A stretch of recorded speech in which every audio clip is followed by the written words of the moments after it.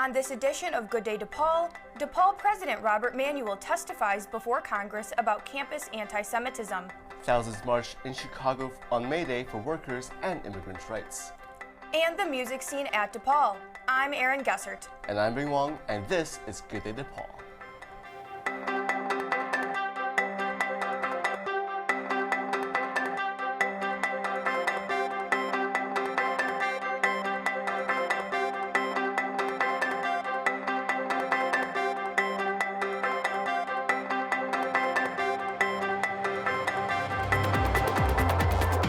DePaul President Robert Manuel testified before a House committee in Washington last week. The committee is looking into anti-Semitism on college campuses. Here at DePaul, 2 Jewish students sued the university after they were attacked on campus last fall. They claim the university did not protect them. Good Day DePaul's Francesca Corona reports on Manuel's testimony before the committee. DePaul President Robert Manuel testified with other university presidents at a congressional hearing titled Beyond the Ivy League, Stopping the Spread of Anti-Semitism on American Campuses. The hearing, held by the House Committee on Education and the Workforce, aimed to examine how colleges, especially those outside the Ivy League, are addressing growing concerns over campus security, hate speech, and freedom of expression in the wake of a national rise in anti-Semitic incidents. President Manuel explained some of the steps DePaul has taken. Since the terrorist attacks by Hamas on October 7th, we've taken strong steps to support our Jewish community members, prioritizing campus safety and student well-being. We've made mistakes along the way. As DePaul's leader, I want to acknowledge that openly. To our students, our parents, our faculty, our staff, our alumni, and our friends, I am deeply sorry. I know there are areas where we must and will do better. We recognize the vigilance on this topic, and it'll need to be a focal point of our work going forward. You have my commitment that we are focused on continuing to make real progress and take action. Michigan Republican Congresswoman Lisa McClain told the panel that, quote, actions speak louder than words, and we need action. McClain questioned DePaul's response to campus protests since October 2023. She specifically mentioned Michael Kaminsky, a Jewish student at DePaul who was attacked and injured on campus. Manuel said that DePaul tried to work with its students to deal with the protests. Our immediate instinct was to work with our students. The reference. How'd that go? Not very well. You want to ask Michael how that went? Yeah, it did not go very well. Thank you. And I apologize for that. Your apologies are a little hollow. Manuel said that after the encampment last spring, the university conducted an investigation. In review of the encampment, there were 8 student groups that were brought in for investigation. 2 of them were immediately suspended and put on probation, which means they can't access university resources, including financial resources. There were 2 people that were arrested. I believe one of them was a student in the aftermath of that. But what happened in the aftermath of that is we realized our inadequacies in that moment, and we're able to put together a culture of accountability that includes new masking and ID policies, new time, place, and manner policies. And since that moment, we've been able to repel 4 such efforts for outside entities to come and take over campus properties. Manuel went on to say the university is taking action to protect the community after 2 Jewish students, one of them Michael Kaminsky, were attacked on campus this past fall. Our training, our public safety officers, we're working with the aldermen, the elected officials in our area to see if we can't get broader protections in the public space. And we continue to report things like you mentioned in the social media, both to the FBI and to and to Chicago Police. A day before the hearing, Michael Kaminsky appeared at a news conference in Washington with Congresswoman McClain. On November 6th, my friend Max and I were attacked by 2 mass agitators simply for being proud American Jews. Prior to the attack, every week we peacefully advocated for Jewish students on campus. But that day, DePaul had just removed their security it previously put in place following an encampment, despite knowing that anti-Semitism was still a serious threat on campus. They left us with injuries that required me having to get surgery on my wrist. All the while, a campus safety officer employed by the university stood just a few feet away and did absolutely nothing. Back in Chicago, following President Manuel's appearance at the congressional hearing, Palestinian students at DePaul and students in support of Palestine held a protest on campus and criticized the congressional hearing. This hearing was not about Jewish safety. It was about suppression of dissent. This hearing was a farce, and it was a dangerous farce. These Jewish safety hearings are an imperialist campaign to maintain U.S. interest in the colonization of Palestine, or else. Meanwhile, Manuel announced the appointment of Scott Levin, the former regional director of the Anti-Defamation League, as a special advisor to President Manuel on Jewish engagement. Manuel says Levin will work with the university community to examine its policies and practices related to anti-Semitism and hate. Just a day after testifying to Congress, President Robert Manuel held a press conference here at his Lincoln Park office. He responded to the concerns of Palestinian students. The hearing agenda is set by the Congress, not by me. I know that there was concerns that I didn't mention Palestine or that I wasn't talking about all of the issues. The hearing was on anti-Semitism in college campus, and the questions that I was given were specific. I answered them very specifically. I care, as I mentioned earlier, I care about absolutely every group on this campus.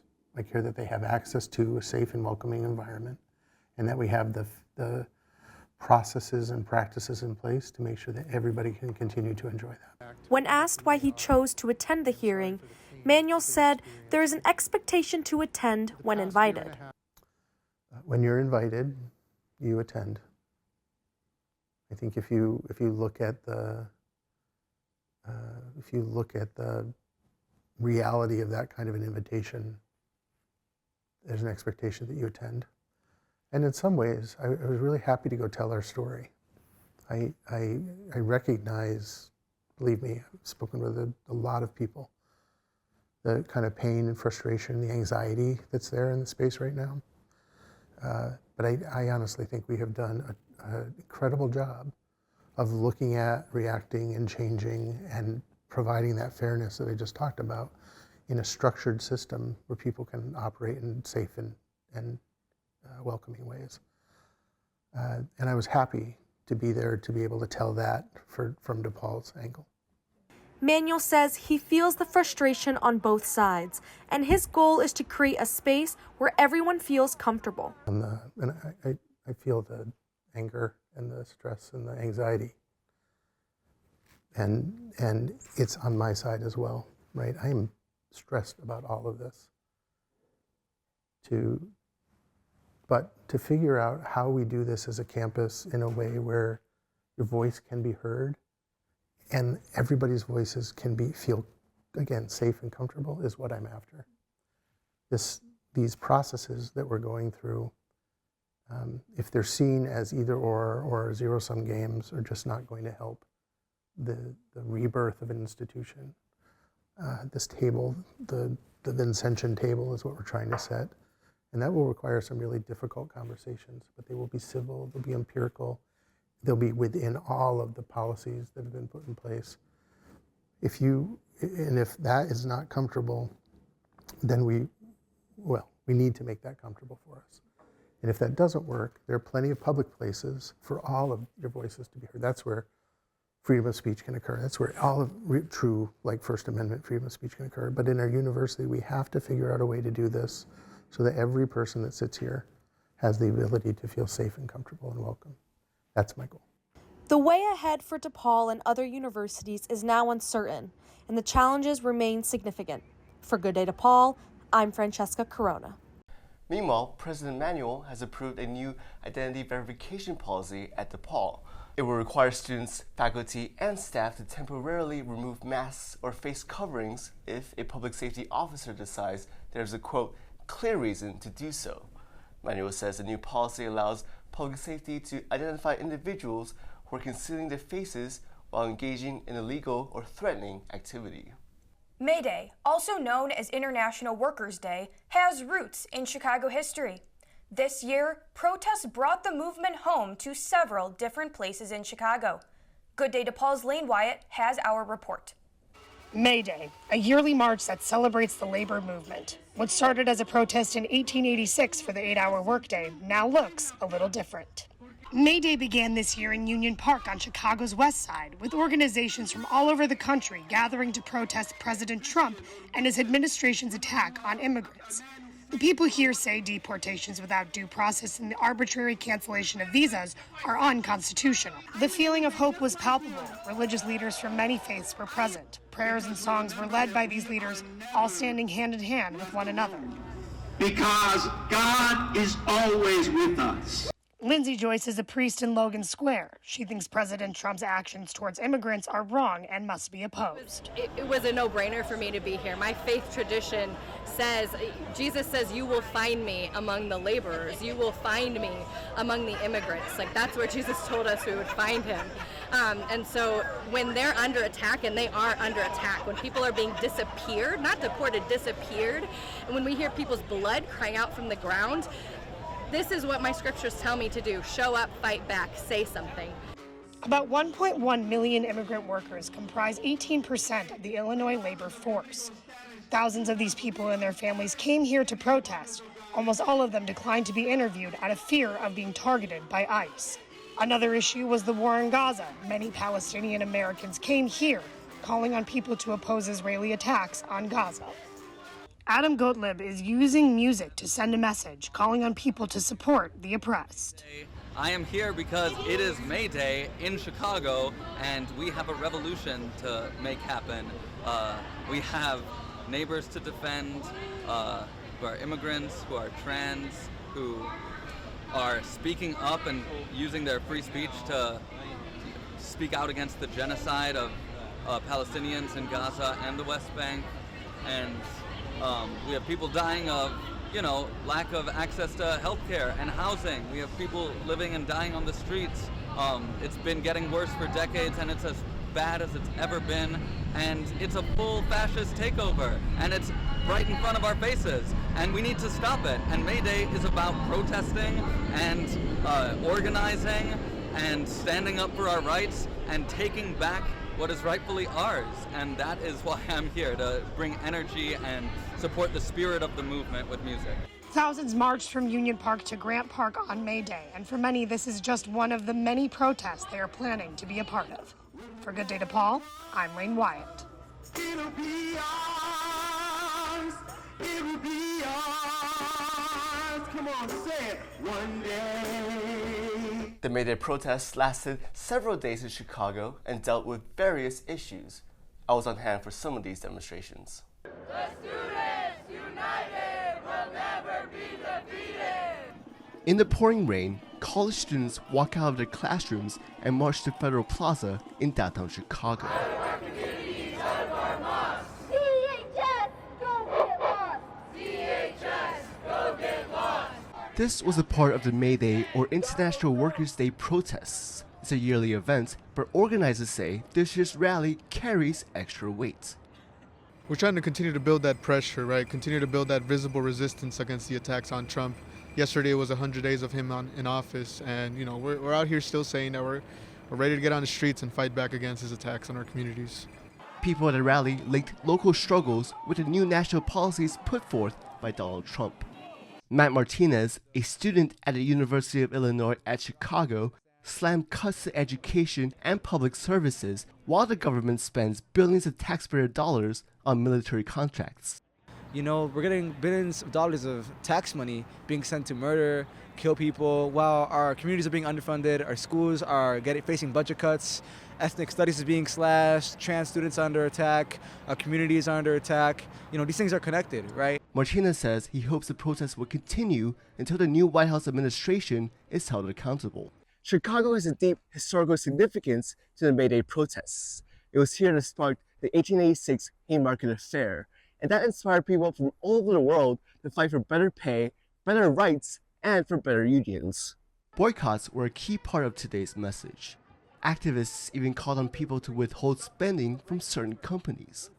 We recognize that a lot of boycott campaigns are trying to target a lot of companies that invest in Israel, invest in weapons manufacturing, partners with them. And we recognize that, our money is like really important for these companies. These protests are even finding support from high-ranking officials such as Illinois Governor J.B. Pritzker. Never before in my life have I called for mass protests, for mobilization, for disruption, but I am now. These Republicans cannot know a moment of peace. They have to understand that we will fight their cruelty with every megaphone and microphone that we have. We must castigate them on the soapbox and then punish them at the ballot box. From campus organizing to consumer boycotts to mass mobilizations, May Day is a part of a growing global movement demanding systemic change. People here hope that their voice and presence will be enough to spark change for a better society for all. For Good Day DePaul, I'm Bing Wong. After the death of Pope Francis, the Catholic Church now looks to the future. Yet some at DePaul are still looking back. Good Day DePaul's Vivian Madsen has our story. Pope Francis made his final rounds, giving blessings to people of the Catholic Church on Easter Sunday. Now, the DePaul Catholic community is still in mourning.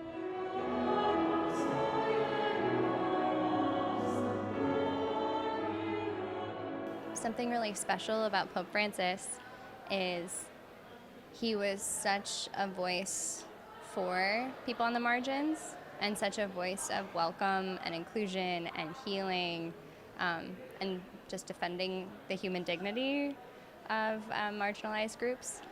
And so I think what I try to listen, and what I've been hearing is just like grief and sadness at the loss of a leader that is so strong on those things. And I think some fear and trepidation from people of, especially people who have felt marginalized and been marginalized by the church, which is like very evident in our history. I think there's this very real fear that that could happen again, or that further harm could be done, especially without a leader that sees them or speaks to them. Pope Francis was inclusive of women, young people, LGBTQ+ people, and marginalized people everywhere. This message, O'Hara says, is forever. The Catholic Church is old, moves very slow. Many people really dislike that for good reason. But a beautiful thing about that is that it can't be changed easily. And so when we think about the writing of Pope Francis, the future Pope can't undo that, right? Can't take that away. Friar Christopher Robinson, a pastor at St. Vincent de Paul Parish, is hopeful moving forward. I don't know if we'll get the Pope we want, but I hope we get the Pope we need. The responsibility to continue being welcoming and inclusive, O'Hara says, now falls on DePaul and other Catholic institutions. For Good Day DePaul, I'm Vivian Madsen. When we return, a Chicago street becomes an experiment in quality of life. Stay with us. There are a ton of social networking websites, but one stands apart for a very special reason. This one saves lives. It's MatchingDonors.com. MatchingDonors.com links living organ donors with people in need of kidney and other transplants. In the United States, 22 people die each day waiting for an organ transplant, most of them for kidneys. If you've ever considered becoming a living organ donor, or if you are someone in need of an organ transplant, visit MatchingDonors.com, home of the greatest gift of all, the gift of life. MatchingDonors.com. Question: what happens when a busy Chicago street closes down for construction? Well, as I found out, it's not always what you think. Road closures typically don't get people too excited unless they're a big inconvenience. But that's not the case here, in the heart of Lincoln Square on Chicago's North Side. I can feel the change in the neighborhood. It feels a lot quieter and calmer. It feels a lot more family friendly. I didn't even eat a single meal at home. I was out here with my family at every opportunity. Beginning April 21st, Lincoln Avenue here between Lawrence and Leland Avenues was closed for road construction. With no car traffic, residents started hanging out in the street, setting up benches and bringing the community together. We created the benches to just help activate the street and show people how this could be used differently than car parking spaces. Usually we're just on a mission to go somewhere and do our thing, but when we're hanging out in a space and it's outside and you have that sense of ability to just linger, then it creates social opportunities. The temporary car-free zone prompted some residents to think about how the neighborhood could benefit from permanent pedestrian-only spaces. It always feels like it should be pedestrian only, and it feels a little weird that there are cars here because it's not like a very big road. There's limited parking. It kind of feels like an inconvenience that they're here in the first place. Especially for families with young children. Having a meal with them, letting them skate around, and then maybe giving them $10, letting them go find a toy on their own without worrying about car traffic, without having to set rigid boundaries beyond just the scope of this 2 blocks that's safe for them to move around and on their own.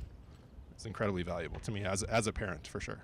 Sean Herron is the manager of Gearhead Outfitters on Lincoln Avenue.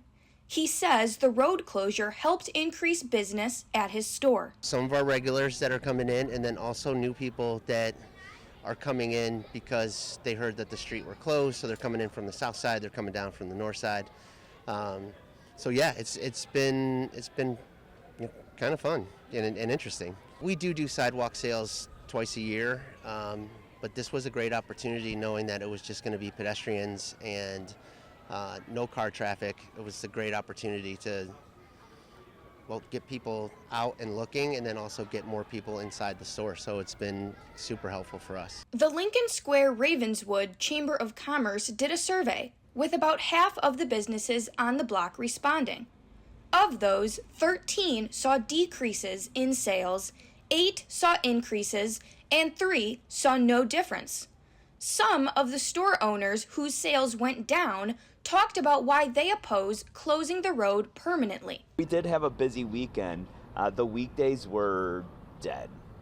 And part of that too was it was bad weather, it was rainy, and even though there's a lot of parking nearby, people aren't walking over here in the rain. It's been a struggle for our UPS driver to have to haul heavy book boxes several blocks. Even store owners who've benefited by the road closing feel the issue needs to be studied more before a final decision is made. Obviously, it's been good for us, but I do agree with some of the other businesses that, more studies need to be done on, ADA regulations for the people that are disabled and some of our older folk. The road closure ended the week of May 12th, but conversations about permanent car-free zones in Lincoln Square will continue. I can understand, there's a balance to be struck here, but I think that balance needs to include regular pedestrianization of this space, because to have this amazing opportunity and then to never be able to do this again outside of a couple street festivals would be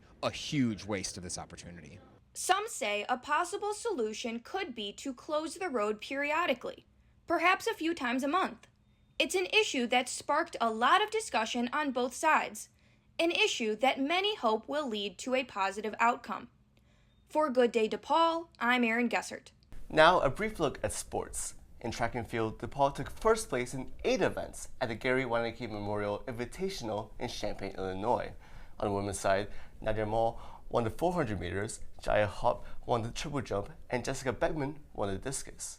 On the men's side, Demetrius Roll took first place in the 100 meters, Paul Goins won the 110-meter hurdles, Charles Lewis took the 200-meter hurdles, Darius Brown was the winner in the 400-meter hurdles, and Alex Bernstein won the hammer throw. In softball, DePaul ended the season by taking 2 out of 3 from Georgetown. The Blue Demons finished 16-32 overall and 3-21 in the Big East. In tennis, some honors for both the DePaul men's and women's teams. On the men's side, Mateo Yaquinta was named to the All-Big East first team, while Andy Hasbiadic was named to the second team and also selected as Big East Freshman of the Year. On the women's side, Hannah Smith was named to the conference first team, and Sasha Stula was picked for the second team. Next on Good Day DePaul, the music scene at DePaul. That story when we come back. I think we should split. Split up? Why? I want to meet new people. People who need me. Meet new people? You're my left kidney. You only need one of me, man. And you have 2. There are plenty of people out there who are dying because they don't have one. Really? You'll be giving the gift of life. I could be a hero. Yeah. It's all win-win up here, buddy. Why don't you go and save a life, pal? You're doing the right thing. Now, DePaul has a diverse and vibrant music scene, one that's often happening right near the university. Good Day DePaul's Joshua Pat explains. The city of Chicago is home to all kinds of live music. From arena concerts at Wrigley Field to small shows at Shuba's Tavern, the neighborhoods surrounding DePaul's Lincoln Park campus have options for almost all audiences. And students looking to support local underground music may be surprised to find a thriving music scene in this area. After my freshman year, I noticed that a lot of bands were popping up, and I was like, this is so cool. Like, all my friends that I know are in a band, or they're want to be in a band, or pursuing jamming out with other kids that go here. DePaul senior Ian Cleon is one of many DePaul students who plays in his own band, the independent rock act Dawntree, and has spent the last few years balancing classes with playing shows around the city. And then we were like, let's play some shows. So we hit up the old book club, and we were like, let's see if we can play here. And I think we opened for a comedy group on a Tuesday night or something. And it was our first show ever, and it was obviously pretty rough. But it was a good opportunity to have, and book club definitely is always a good, they always help out bands and want bands to play there, especially DePaul bands, or just bands in this area of Chicago, which is cool. Now located on the former site of the legendary Chicago music venue Elbow Room, Book Club Chicago started out operating out of a small apartment in Boys Town on the north side, throwing shows and supporting college bands for years before opening its doors as an official music venue in Lakeview earlier this year. Despite its rise to a more professional business, Book Club's part owner Cam Stacy still believes that the do-it-yourself, or DIY, mindset applied by the venue in its early days is integral to the presence of a music scene on college campuses. 100% DIY spaces and small homegrown live spaces are de facto the place where you go to hear college bands and the place you go to put on your college band for the first or second or third time or whatever, just to make it work. DIY as a culture and an MO, if you will, of organizing and gathering people in the context of a performance of some kind rose out of necessity, just as book club rose out of necessity for the music I had been putting on up until that time, and then all of the music we put on thereafter. Although Book Club's DIY days have ended, student bands still have access to a multitude of underground venues not far from DePaul's Lincoln Park campus. One such venue is Society House, a house venue lived in and operated fully by DePaul students. People like Grant Lenve, who began to help operate the venue when he moved in last fall. We have anywhere from 50 to 100 people come into our living room, and it's a good time, and we got water and a bathroom. Lenve believes that spaces like Society are important for maintaining a music community at DePaul among both artists and students. Having these DIY spots in Chicago, I think, is quite important to have a sort of third space for all the attendees to attend and to have something that they look forward to at the end of the week. And I think it's also really important just for bands that are starting out and bands that my friends and I are involved in to have a space to test out our sound and to get acclimated to the scene without a high entry point, I suppose. Students hoping to attend or book a show at Society can message the venue's Instagram at Society House Shy for its location. And with DePaul's own on-campus concert Fest just around the corner, students in Lincoln Park have countless opportunities to see live music before the quarter ends. For Good Day DePaul, I'm Josh Pat. That's all for this week's edition of Good Day DePaul. You can keep up with us by visiting our Vimeo channel at Good Day DePaul or by going to goodday.depaul.edu. And be sure to check us out on Facebook and on YouTube. And if you have any news tips, message us through the Good Day DePaul social media channels. Thanks for watching. I'm Bing Wong. And I'm Aaron Gessert. Have a good day, DePaul.